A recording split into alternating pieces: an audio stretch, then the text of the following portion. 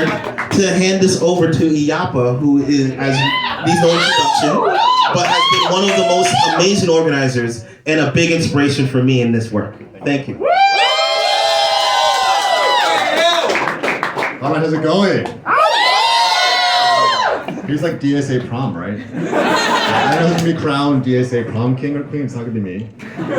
David can have it. He's the white kids. You know, we'll send out a ballot after the event. Thanks so much for coming out today.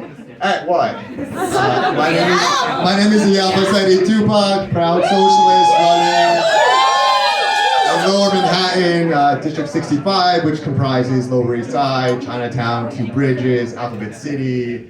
You know, the real heartland, the real origin point of our movement. And so when we win this back, it's going to be a real homecoming for us. Very proud to be doing what we haven't done in DSA before. We have a Mandarin and Cantonese language operation, which is we're hearing the issues, we're talking to them, it's very intimate. These are folks who ordinarily are not having their doors knocked, and it's been really amazing and heartening to have this happen. As a social worker, I find myself talking to my clients and the doors I knock about similar things. One of my clients, let's call him Robert, he is very housing insecure, he's scared he's gonna be evicted any day now, and I know that legislation like the Right to Remain Act, which alleviate his suffering, which alleviate the suffering of so many thousands of New Yorkers, and that's what we're gonna pass it. And that's why we have, that's right, and that's why we have amazing legislators like Julia Salazar and our colleagues in office who are fighting every day to make sure that happens.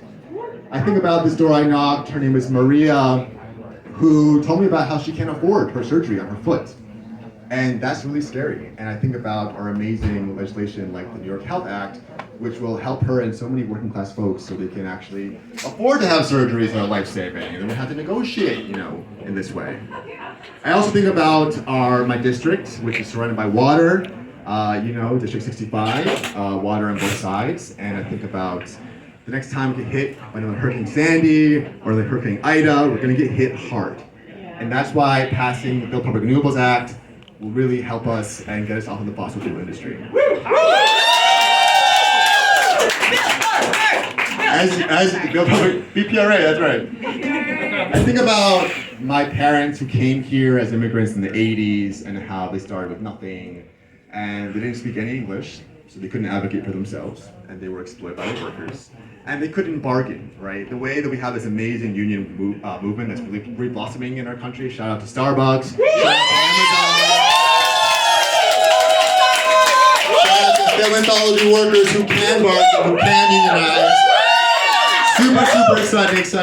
Historically, we are as a movement right now. I was talking to our comrade Ryan Bruckenfeld last night. I'm like, are we in the 1920s?